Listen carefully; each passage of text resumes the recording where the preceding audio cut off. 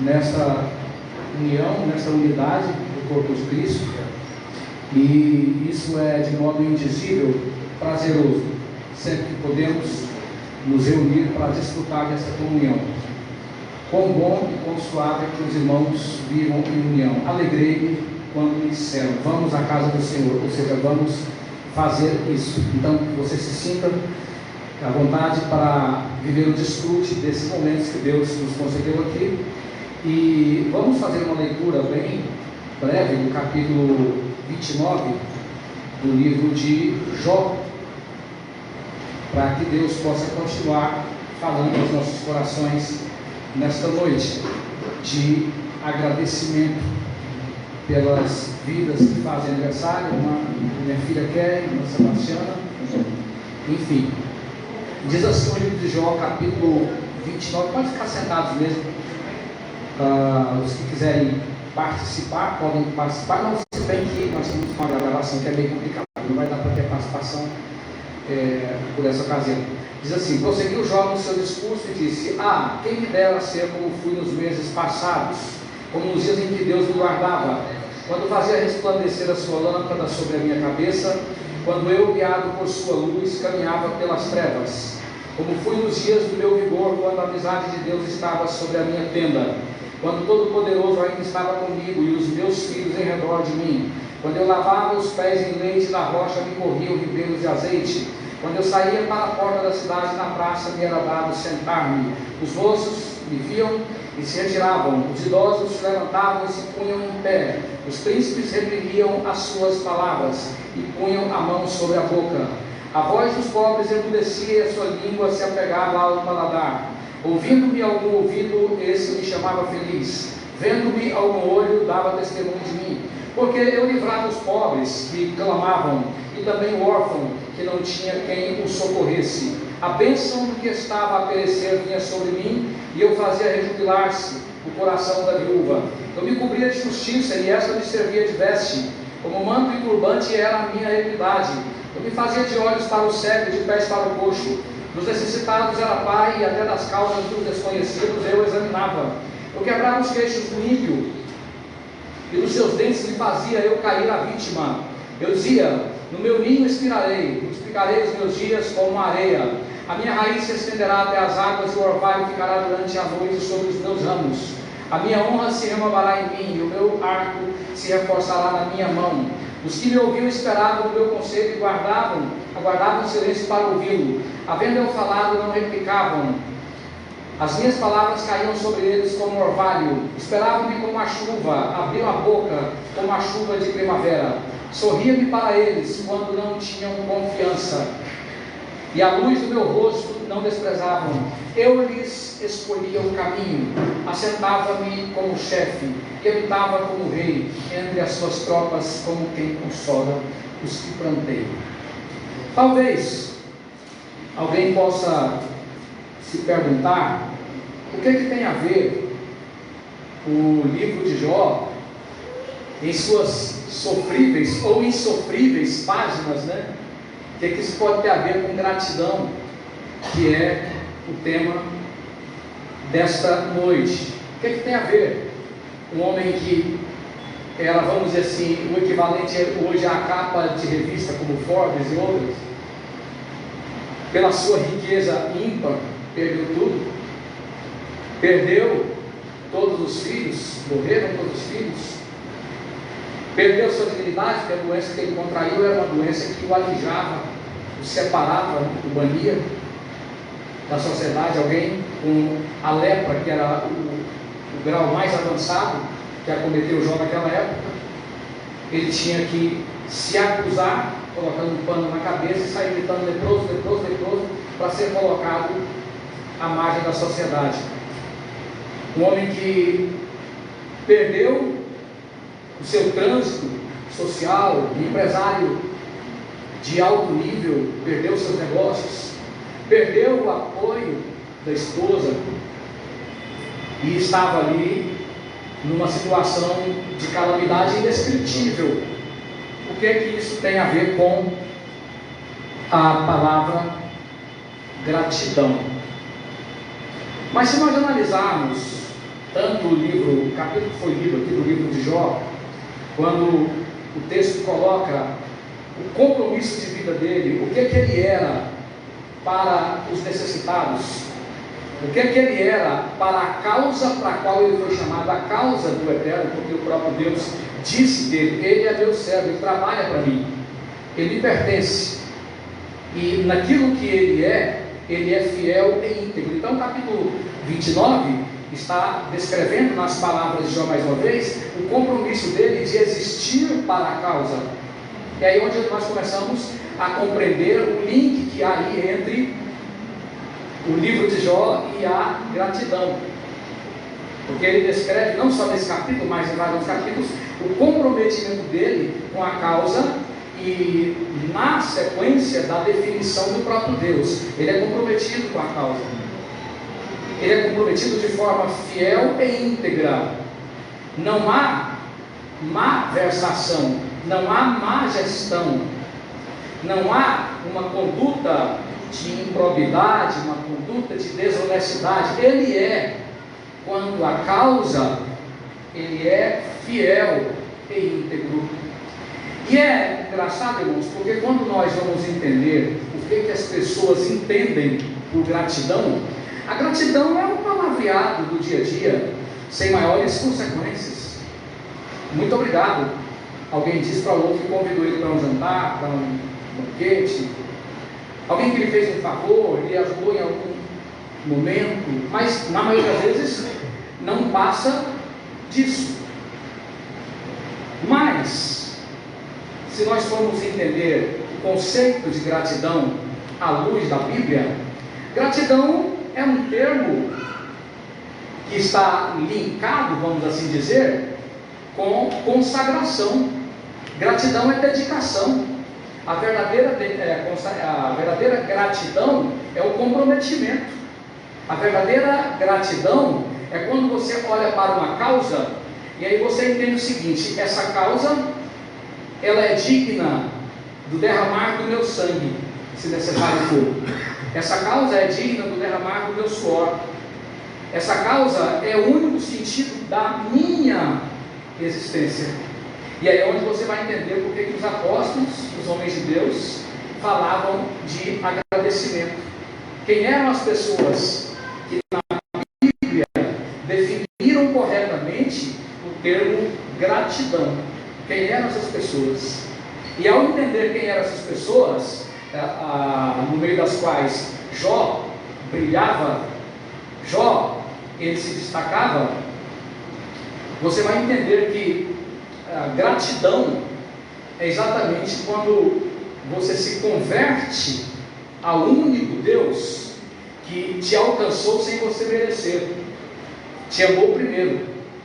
Quando você se converte ao único Deus que enviou seu Filho por você naquela cruz, nos amou quando nós éramos ainda pecadores, nos amou sem que nós pudéssemos dar nada em troca. Então você olha para esta ação desse Senhor servo, né? Esse Senhor que define o sentido de vida lá em Marcos 10, quando ele diz, Marcos 9, né? Eu não vim para ser servido, mas eu vim para servir e dar a minha vida em resgate de muitos. Esse Senhor que, conforme diz Isaías, no capítulo 53, várias passagens, esse Senhor que derrama a sua alma na morte, pelo resgate de muitos. Esse Senhor que o Salmos 42 e o capítulo 10 de Hebreus também, versículo 9 seguintes, Hebreus repercutindo o Salmos 42, olha, no rolo do livro está escrito de mim, tira o primeiro Adão que fracassou, para estabelecer o segundo. O Senhor me constitui um corpo, esse corpo vai ser ofertável. Esse Senhor que no capítulo 13 do livro de João lava os pés dos discípulos. Você vai entender também quando ele ora ao Pai, dizendo, graças te dou, ó Pai, porque essas coisas grandiosas o Senhor ocultou aos sábios desse mundo, mas revelou aos seus pequeninos. Então, num sentido geral, a gratidão, ela é a dedicação à causa. Ela é a dedicação à causa. Fica muito longe fica a anos-luz do conceito, vamos dizer assim, popular. Gratidão é comprometimento. Gratidão é a responsabilidade com algo que você considera que é a razão de ser da sua existência. Então, quando lemos Jó, ele colocando o que é que ele fazia, no capítulo que nós lemos aqui, ele colocando o que é que eu fiz pelo pobre, o que é que eu fiz pela viúva, o que é que eu fiz pelo oprimido, o que é que eu fiz pelas pessoas abandonadas. Jó está dizendo o seguinte: eu fui alguém grato, eu fui agradecido. Ele não entendia o que ele estava passando, aquilo que ele estava passando, as aflições pelas quais ele estava vivendo, mas no meio das aflições, ele está fazendo aqui um feedback, uma reavaliação do seu passado, e a consciência dele, conforme ele já tinha dito anteriormente, ele disse: a minha consciência não me acusa. Os amigos de Jó, acusando ele o tempo inteiro, falou: não, a minha consciência não me acusa de jeito nenhum, eu fui isso. A minha biografia é uma biografia de alguém verdadeiramente agradecido. Eu não vivi para mim, eu vivi para a causa. Então, nós temos aqui o relato de um homem verdadeiramente comprometido com a única causa justa que existe, que é a causa da salvação. E é esse comprometimento que, no contexto bíblico, define gratidão. Alguém que verdadeiramente é grato do ponto de vista bíblico é alguém que é totalmente comprometido com a causa do Senhor e com o Senhor da causa. Essa é a definição de gratidão do ponto de vista bíblico. Mas, entendendo a realidade de Jó, que assim coloca-se como aquilo que ele foi para os oprimidos, os injustiçados, os necessitados, nós temos aqui uma perspectiva que se coloca como uma projeção, nada mais, nada menos do que da obra do próprio Cristo. Você vê a cristologia aqui em Jó. Jó, inconscientemente, ele estava fazendo uma projeção da pessoa e da obra do próprio Cristo.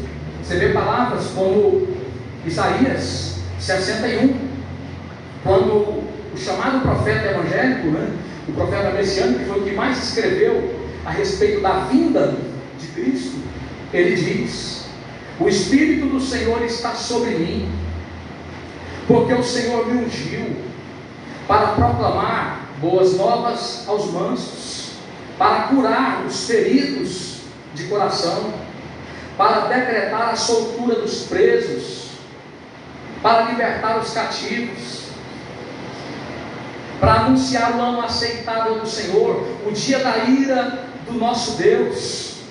E ele prossegue dizendo que o Senhor determina que aos tristes de Sião era dada a ordem para que eles vestissem-se de glória ao invés de cinzas. Estava determinado para que eles abandonassem a tristeza e se derramassem óleo de alegria.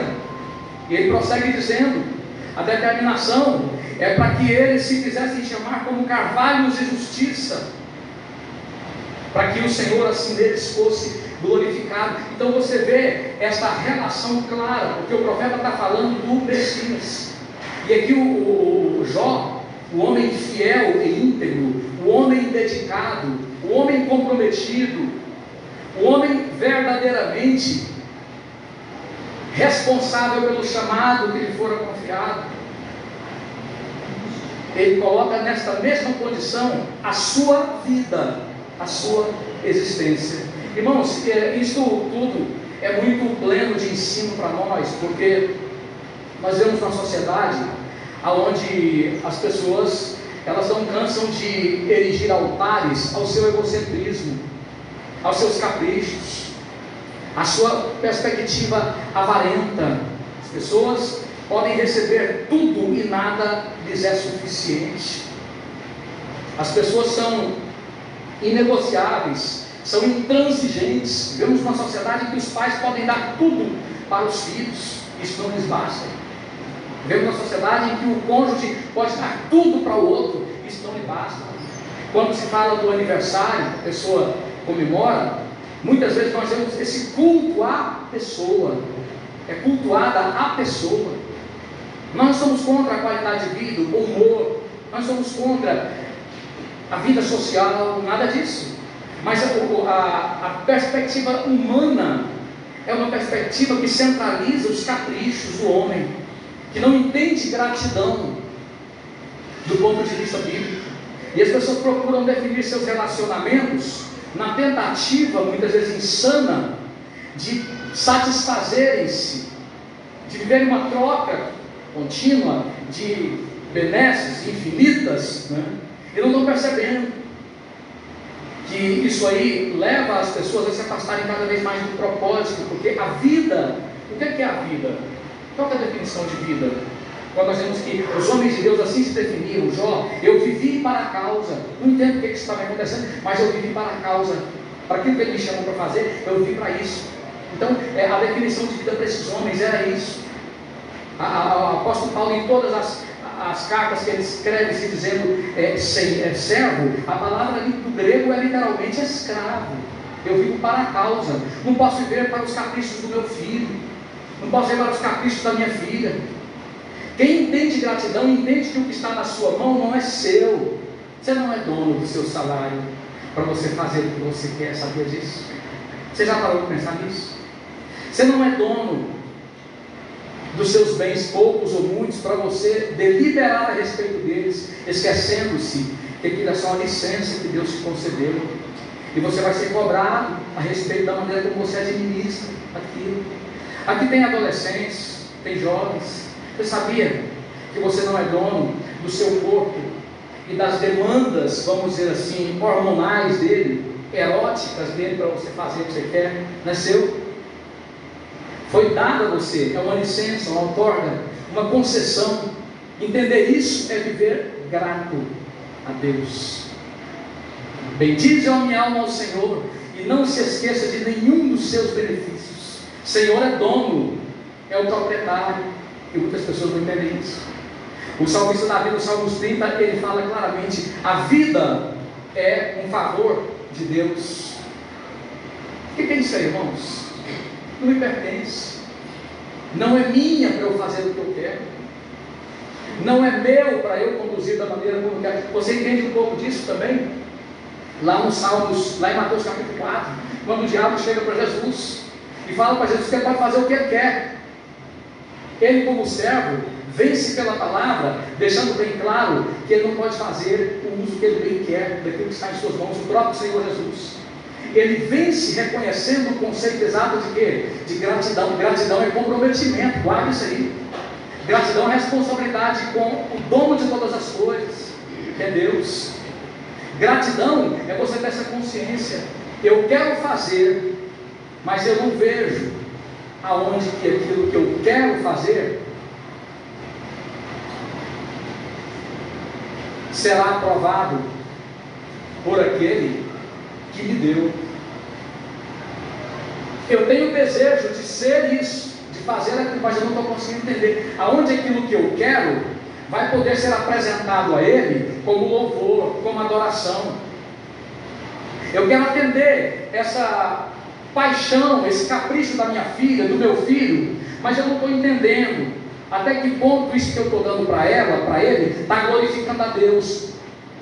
E eu estou conseguindo, começando a entender que aqui está servindo a Satanás. Eu estou pegando o ouro do templo, usando uma figura lá do Antigo Testamento, né?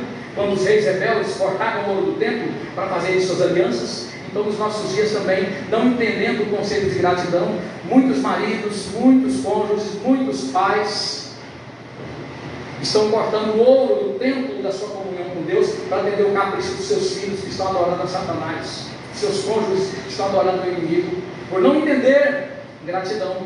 E à medida que a gente evolui na compreensão bíblica do que significa uma vida grata, olhando principalmente para os homens de Deus, para os exemplos de fé, dos quais Jó foi um, a gente fica pensando, né? Porque Paulo, por exemplo, ele coloca a gratidão ali no capítulo 3, versículo 15 de Colossenses. Ele coloca o seguinte: a paz de Cristo seja o juiz em vossos corações, porque vocês foram convocados para existir em paz no mesmo corpo. E o que ele vai dizer depois? ele vai dizer o seguinte: sede agradecidos. Sabe o que ele está dizendo? Viva a dedicação em tudo. Sede agradecido é você caminhar sempre se conferindo. Será que ele está aceitando como oferta? Será que ele está aceitando como louvor? Será que ele está aceitando como adoração? Será que ele está aceitando como cheiro suave? Você faz essa pergunta? Talvez você esteja estranhando o estilo da pregação, mas eu não tenho dúvida de que essa é a palavra de Deus. Você se faz essa pergunta? Você mede suas atitudes, você mede suas palavras, você mede suas escolhas, você mede suas concessões, aquilo que você faz, do que você é, do que você tem. Você pensa sempre assim: meu Deus, eu estou fazendo essa concessão, isso aqui o Senhor vai receber como oferta, ou eu estou te afrontando? Isso é uma oferta para o Senhor, ou é uma oferta para o inimigo e uma afronta para ti? Porque Paulo disse: olha, essa paz, se ela é verdadeira por quê? Porque a sua vida é uma vida ofertável, uma vida dedicada, uma vida comprometida. Sede agradecidos. O sentido é dedicação, o sentido é entrega contínua, essa reavaliação contínua de que aquilo que eu estou sendo, aquilo que eu estou fazendo está sendo aceito. Esse é o conceito de gratidão, biblicamente falando. Em várias passagens, o apóstolo Paulo coloca essa necessidade. Ele diz em 1 Tessalonicenses 5,18: em tudo dai graças, porque esta é a vontade de Deus para as vossas vidas em Cristo Jesus. E o que ele diz depois? Ele diz: não extingais o Espírito. Ele está dizendo o seguinte: cuidado, para você não tirar da sua comunhão com Deus a dedicação e dedicar ao inimigo, e você viver uma vida que extingua, hostilize, constranja o Espírito Santo até ele sair da sua vida definitivamente. Não é aleatoriamente, não existe termo aleatório na palavra revelada, na palavra canonizada. Não é por acaso que ele coloca ali no final, quando ele diz que em tudo dai graças, porque essa é a vontade de Deus para todos nós em Cristo Jesus. Não é por acaso que ele coloca: não extingais o Espírito. A falta de compreensão do que é gratidão leva as pessoas, ao invés de viverem uma vida ofertável, ao invés de viverem uma vida de oferta, leva as pessoas a viverem uma vida de afronta a Deus. Por quê? O ser humano, ele aprendeu isso lá em Adão. Ele aprendeu a sabotar ao próprio Deus como o Senhor de sua vida. Então ele passou a viver para si mesmo, né? Ele aprendeu com quem já estava fazendo isso em algum momento remoto da eternidade, o próprio Satanás. Aquele que era querubim, que caminhava entre as pedras afogueadas, que tinha da parte de Deus toda uma gama de atributos, e que de repente ele diz, lá em passagens como Isaías 14, Ezequiel 18 e outras: eu serei como Deus, na cadeira dos mares eu me assento. Num dado momento ele diz: olha, por que eu vou continuar tributando isso a ele, se eu posso ter isso para mim? Por que eu vou continuar dedicando tudo isso para ele? Eu posso dedicar a mim mesmo. E aí o salmista vai dizer do nécio, que é o insensível, o homem embrutecido, ele vai dizer: diz o nécio no seu coração, não a Deus. A gratidão, ela é um estilo de vida, sabia disso? Mais do que uma expressão habitual, a gratidão é o estilo de vida não só definido, mas definitivo de todos aqueles que vivem a verdadeira conversão, que vivem o verdadeiro encontro com Cristo. Gratidão é o estilo de vida definitivo de todos aqueles que reconhecem e respeitam o senhorio de Cristo. Mas a ingratidão também é o estilo de vida de todos aqueles que ouvem as vozes opostas a Deus. Vozes como o próprio diabo, vozes como o velho homem que está dentro de nós. Só vamos nos ver livres dele definitivamente quando nosso corpo for revestido de imortalidade, de incorruptibilidade, e antes temos que mortificá-lo. É cotidiano, é diário. O que mais? O meio, o mundanismo. Como diz o escritor de Hebreus, o pecado tenazmente nos assedia, através de pelo menos essas 3 esferas: a ação de Satanás, a ação do velho homem, a ação do meio no qual nós vivemos. O lugar dado a esses 3 fatores faz com que a ingratidão se defina como o estilo de vida daqueles que não reconhecem ao senhorio de Cristo. Qual que é o seu estilo de vida? Você já parou para fazer essa pergunta de uma forma bem calma, bem analítica? Qual dos dois é o seu estilo de vida? A ingratidão, que é própria daqueles que não reconhecem o senhorio de Cristo, ou que redefinem o senhorio de Cristo de acordo com suas conveniências? Porque hoje, nos nossos dias, está em voga, né? Muitos crentes, eles fazem uma releitura da Bíblia por causa das suas práticas pecaminosas devotas, né? Que são caríssimas, das quais eles não abrem mão. O diabo convenceu eles que não tem problema, eles vão com ela até chegar no inferno. Então, dessa forma, eles se subordinaram contra o senhorio de Cristo e vivem esse estilo de vida que é a ingratidão. Não reconhecer, não dedicar, não se submeter ao senhorio de Cristo. Qual é o seu estilo de vida? Ingratidão ou a gratidão? Eu gostaria de terminar esta rápida ministração fazendo 2 colocações bíblicas. A primeira, ali em 2 Timóteo capítulo 3, quando o apóstolo Paulo, ele cita vários fatores que caracterizam uma sociedade totalmente oposta a Deus e comprometida com o mal. Ele começa a falar: nos últimos dias virão tempos difíceis. Ele fala ali de homens avarentos, amantes de si mesmos, assassinos, ladrões, promíscuos, etc. E chama a atenção que no meio de todas essas características, de todos esses adjetivos, essas definições do homem carnal, ele coloca a palavra ingratidão. Ele diz: homens ingratos. Está no meio. Depois você analisa em casa com mais tempo, mais vagar. Está no meio. Homens ingratos. Pode traduzir sem medo de errar. Homens que não dedicam a Cristo, a Deus, a sua vida. Não dedicam, não reconhecem o senhorio de Cristo. Homens que passam a dar livre vazão, livre curso a esses 3 mensageiros que eu falei aqui nesta noite: a voz do inimigo, a voz do velho homem e a voz do mundanismo. Passam a dar livre curso a tudo isso aí. Ele coloca bem no meio de todos esses fatores que definem uma sociedade que está com o tapete preparado para receber o anticristo como Senhor. É uma sociedade de ingratos. É uma sociedade de ingratos.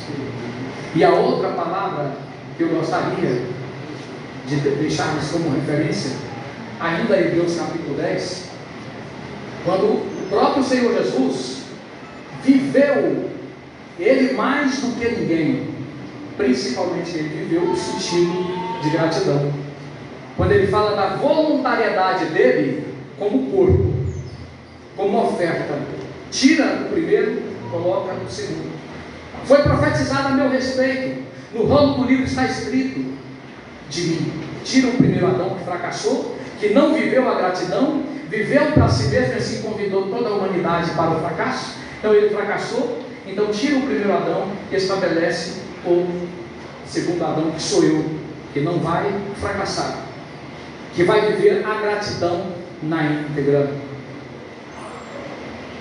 No alto da cruz, quando ele termina de oferecer, termina o seu trabalho nós temos a expressão da gratidão, quando ele diz: está consumado. Terminei de dedicar, terminei de fazer o trabalho que eu comecei. Eu fiz uma obra, que eu estou parafraseando, né? Eu fiz uma obra que ela não cabe retoque, ela não cabe melhorias. Eu fiz uma obra que ela foi perfeita, definitiva. Eu me dediquei por completo. Ele brada: está consumado. A minha oração, a minha súplica a Deus, cada um de vocês que estão aqui nesta noite, pelas crianças, pelos adolescentes, pelos jovens, pelos velhos, é que esse conceito seja reavaliado. Você saia daqui capaz de repensar o seu conceito de gratidão. Essa é a minha oração, para que você passe a assimilar o conceito bíblico do que é ser deveras agradecido, porque o conceito do mundo não dá para nós. Meu clamor a Deus é para que cada um dos irmãos, adolescentes, jovens,